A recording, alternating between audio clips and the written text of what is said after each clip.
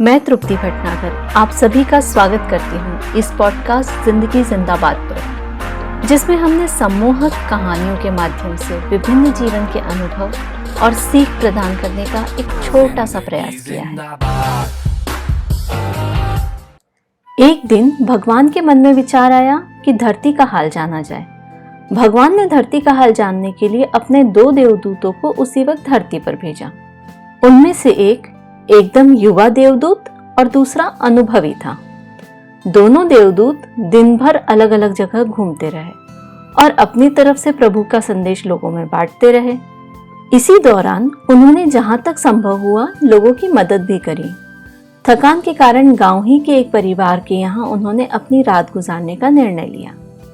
परिवार बहुत संपन्न था, लेकिन घर का मालिक मतलब परिवार का मुखिया एकदम कंजूस था। उसने देवदूतों का जरा भी ध्यान नहीं रखा। उसने न तो उन्हें भोजन करवाया, न ही सोने के लिए अच्छा बिस्तर दिया।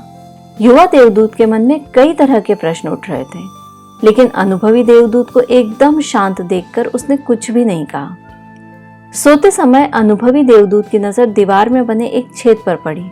उसने युवा देवदूत की मदद से उस दीवार की मरम्मत करी। अगले दिन सुबह उन्होंने परिवार को अतिथि सत्कार के लिए धन्यवाद कहा और वहां से अगले गांव के लिए चल दिए। रास्ते में युवा देवदूत ने अपने अनुभवी देवदूत से एक प्रश्न करा। उन्होंने हमारा सत्कार अच्छे से नहीं करा, उसके बाद भी आपने उसकी दीवार को ठीक करा, ऐसा क्यों? अनुभवी फरिश्ते ने जवाब देते हुए सिर्फ इतना कहा, समय आने पर बताऊंगा, लेकिन बस एक बात याद रखो कि चीजें वैसी नहीं होती जैसी दिखती हैं। बात करते करते वे अगले गांव तक पहुंच गए।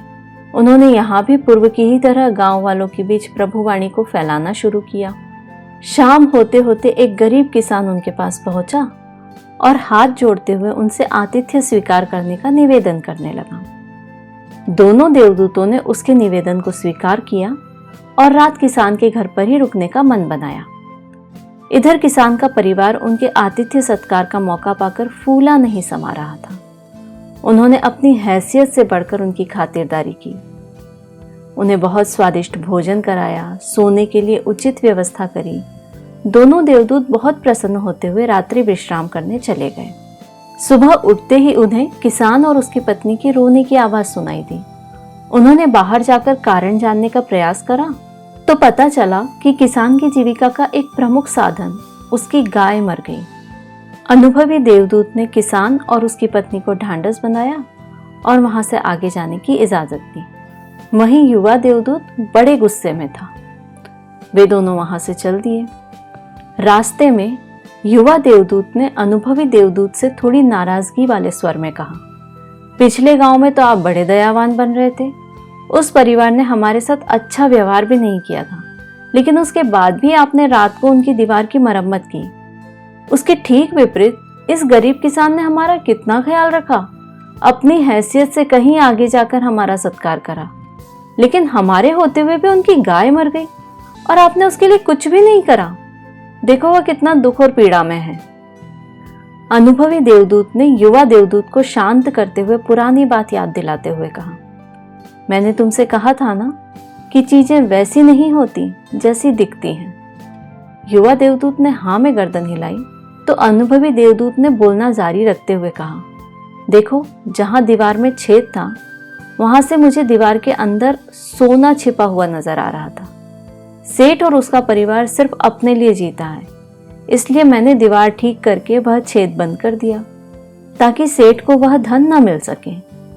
ठीक इसी तरह दूसरे दिन उस गरीब किसान के यहाँ यमदूत किसान की पत्नी को लेने आए थे, लेकिन मैंने उसके सत्कर्म के बारे में बताते हुए उसे गाय को ले जाने को कहा। वैसे भी वह गाय कुछ ही दिन और जीने वाली थी। बिल्कुल ऐसा ही हम सभी के साथ होता है। ज्यादातर जो दिखता है हम सिर्फ उसे ही अंतिम सच मान लेते हैं, लेकिन अक्सर सच्चाई कुछ और ही होती है। इसी वजह से हम एक पल में खुश और दूसरे पल में गुस्से में आ जाते हैं और समझ ही नहीं पाते हैं कि इस घटना के पीछे हरी इच्छा क्या है। तो अगर हम हमेशा खुश रहना चाहते हैं तो जीवन में घटने वाली हर घटना को स्वीकार करें, और यह तभी संभव हो सकता है जब हम कर्म करते समय कर्ता का भाव हटा दें और फल प्राप्त करते समय उसे प्रसाद की तरह ग्रहण करें। वैसे भी कहा गया है ना, मन का हो तो अच्छा और नहीं हो तो हरी इच्छा।